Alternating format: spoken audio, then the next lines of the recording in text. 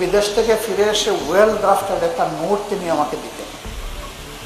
Airport থেকে শুরু করে এয়ারপোর্টে আবার ফিরে আসা পর্যন্ত তিনি কি করে এসেছেন। তার সাথে বিদেশে গেলে স্বাভাবিক টুকটাক খরচ হয়, একটা হাত খরচ দিতাম। তিনি ওই রিপোর্টের সাথে একটা বাউচার পিন আপ করে দিতেন এবং কিছু টাকা পিন আপ করে ফেরত দিতেন। একবার এই টাকা গণতে গিয়ে দেখি যে যা দিয়েছি তার চেয়ে ডাবলের চেয়ে বেশি। এমন আমাদের ব্যবসা কোথায় করছে, কারণ আমি তো কোনো ব্যবসা করি, টাকা দিলাম এত, ফেরত পাইলাম এত, হিসাব পাচ্ছি না, কোনো খরচ হয় নাই। বলে যে হ্যাঁ কিছু খরচ হয়েছে। বললাম বাড়লো, বলে যে আমি গিয়েছি তো বিভিন্ন লোক চাপ দিয়ে হাতের মুঠির মধ্যে কিছু হাদিয়া ঢুকাই দিস।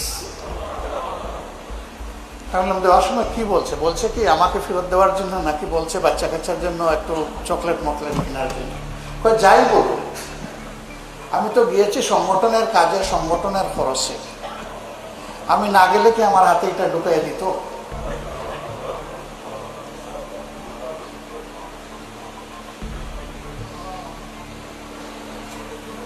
এটাই জীবন্ত উপন্যাস। উপন্যাসের শিক্ষা সবসময় স্মরণ থাকে না, কিন্তু এইগুলো আজীবন স্মরণ থাকে। সম্মানিত ভাইয়েরা, তার মাপের একটা মানুষ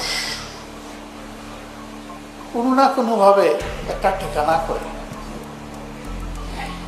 টাকার একটা ঠিকানা গড়ে তোলে। মুসান্না বলেছে শুধু তার জন্ম হয় নাই চিটাগাঙ্গে, আর বাকি সব কিছু চিটাগাঙ্গে, একেবারে ঠিক। কিন্তু তিনি কোনো ঠিকানা গড়ার দিকে মনোযোগও দেন নাই, কোনো ঠিকানাও তার গড়ে ওঠে নাই। আমি এখানে আসার আগেই বিষয়টা ভেরিফাই করার চেষ্টা করেছি। এর আগে তিনি ছিলেন, আমি ওরকম বুঝি নাই, এইটাও আমার খবর নিতে হবে। এখন খবর নেওয়া এটা আমার দায়িত্ব।